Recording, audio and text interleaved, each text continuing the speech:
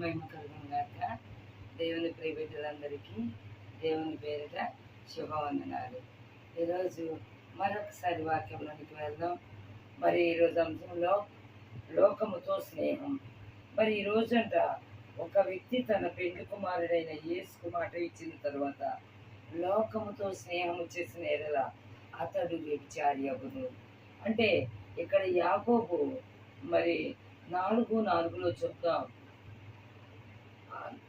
4:4 వాక్యం, వ్యభిచారులారా, ఈ లోక స్నేహము దేవునితో వైర్యమని మీరు ఎరుగరా? కాబట్టి ఎవడు ఈ లోకముతో స్నేహము చేయకూడను వారు దేవునికి శత్రువగును.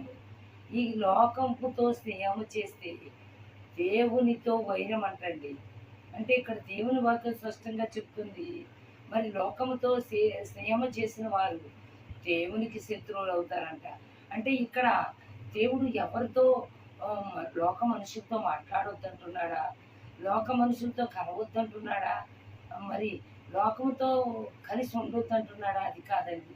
లోక స్నేహం మరి వ్యతిరేకమైన పరిస్థితులు ఉంది. ఇప్పుడు పాపముతో శాపముతో నింపబడి ఉంది. ఇదిగో మోసము అబద్ధాలతో నింపబడి ఉంది. మరి ఇప్పుడు చెప్పినట్లు దేవునితో స్నేహం చేయాలని కోరుకున్న వారు ఇదిగో మరి లోకములో పడిపోతే లోకములో పాపమనే, శాపమనే, వ్యభిచారమనే, మరి అబద్ధమనే, మోసమనే, వ్యతిరేకత అనేకుని హింసించే ఏ పరిస్థితుల్లో పడిపోయినప్పటికీ వారు దేవునికి శత్రువులు అవుతారట.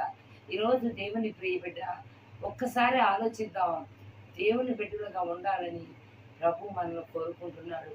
కోరుకున్న తండ్రి సంతోషపడాలంటే మనము ఈ లోకంలో కలిసి ఉండాలి. లోక బిడ్డలను ప్రేమించాలి. కానీ పాపంతో సహవాసం చేయకూడదండి. మోసముతో సహవాసం చేయకూడదు. అబద్ధముతో సహవాసం చేయకూడదు. నీతిగా యథార్థంగా జీవించాలి. లోకముతో స్నేహం చేసిన వారు మరి దేవునితో మరి వ్యభిచారం చేసిన వారిగా మాట ఇచ్చితే అతడు వ్యభిచారి అని అంటండి. అటువంటి పరిస్థితుల్లో ఈరోజు ప్రతి విషయంలో మనుషులు పడిపోతూ ఎంతగానో వ్యతిరేకులుగా ఉంటున్నారు. అయితే మరొకసారి చూద్దాం. ఇక్కడ లోకమును ప్రేమించడం ఎంత తీవ్రమైన విషయం. దేవుని కంటే ఈ లోకములో ఉన్న ఏ పరిస్థితులైనా, ఏ జీవన విధానాలైనా వేరుగా ఉంటాయి. దేవునితో ఉన్నట్లుగా ఈ లోకంలో పరిస్థితులు ఉండవండి. ఈ లోకంలో